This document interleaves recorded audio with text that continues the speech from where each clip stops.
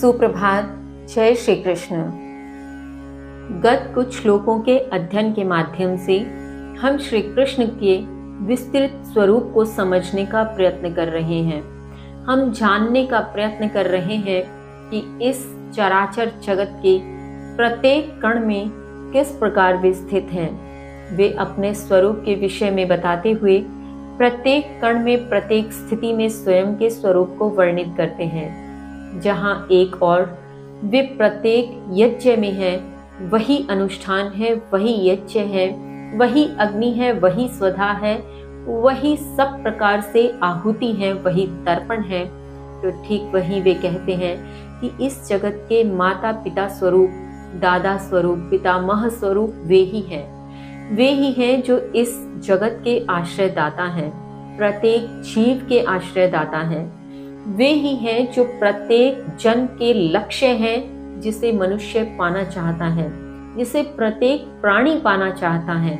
इस जन्म चक्र के बंधन से मुक्त होने के लिए जिस परम लक्ष्य को मनुष्य पाना चाहता है, वह मैं ही हूँ। इसी स्वरूप में वे आगे कहते हैं कि वे ही प्रत्येक प्रकार से सभी के स्वामी, सभी के पालक हैं।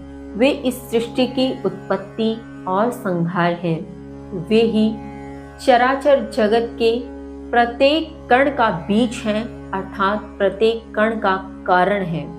वे ही अविनाशी हैं।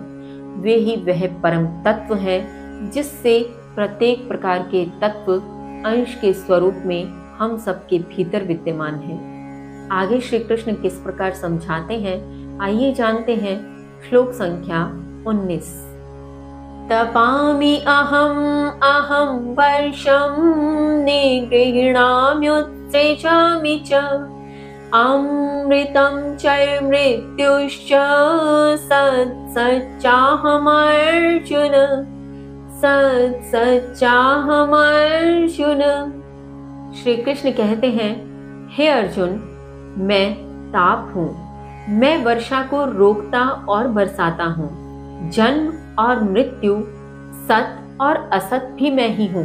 भावार्थ, यहाँ श्री कृष्ण स्वयं के उस विराट, उस विस्तृत स्वरूप का उल्लेख करते हुए आगे कहते हैं कि वे ही ताप हैं। जो ताप हमें सूर्य से प्राप्त होता है, जिस ताप के माध्यम से यह सृष्टि चक्र चलता है, बारिश होती है, बादल बनते हैं, वे सब वे ही हैं।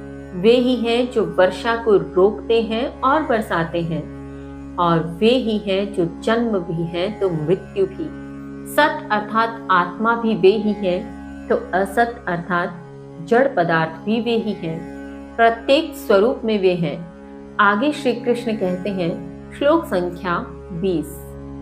त्रैवेद्यमां सोमपाः पूत पापा यज्ञहिष्ट्वा स्वर्गतिं प्रार्थयन्ति ते पुण्यमासाद्य सुरेन्द्रलोकम् अश्नन्ति दिव्यान् दिवि देव भोगान् अश्नन्ति दिव्यान् दिवि देव भोगान्। श्री कृष्ण कहते हैं, तीनों वेदों के ज्ञाता, सोमरस पीने वाले, पाप से रहित मुझको यज्ञों द्वारा पूजकर स्वगति के लिए प्रार्थना करते हैं। वे पुण्य फल को प्राप्त कर दिव्य स्वर्ग में देव भोगों को, इंद्रलोक को भोगते हैं।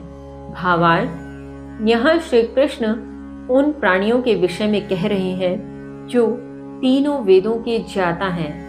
वे महान आत्माएं जो तीनों प्रकार के वेद का ज्ञान रखते हैं, उनके अध्ययन से, वेदों के अध्ययन से वेदा यज्ञ करते हैं। साथ ही जो सोम रस पीते हैं, जो उस ईश्वरीय स्वरूप का स्मरण करते हुए उनके नाम जप से उस रस को अमृतपान करते हैं, जो पाप से रहित हैं, ऐसे महान आत्मा वाले जन मुझे यज्ञों के द्वारा पूजते हुए अपनी गति के लिए, उस परम गति को प्राप्त करने के लिए प्रार्थना करते हैं, नित्य स्वरूप उपासना करते हैं। और ऐसे जन तत्पश्चात पुण्य फल को निश्चित ही प्राप्त होते हैं।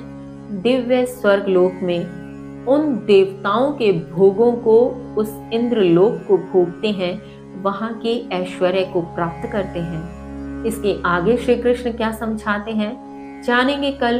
तब तक के लिए जय श्री कृष्ण।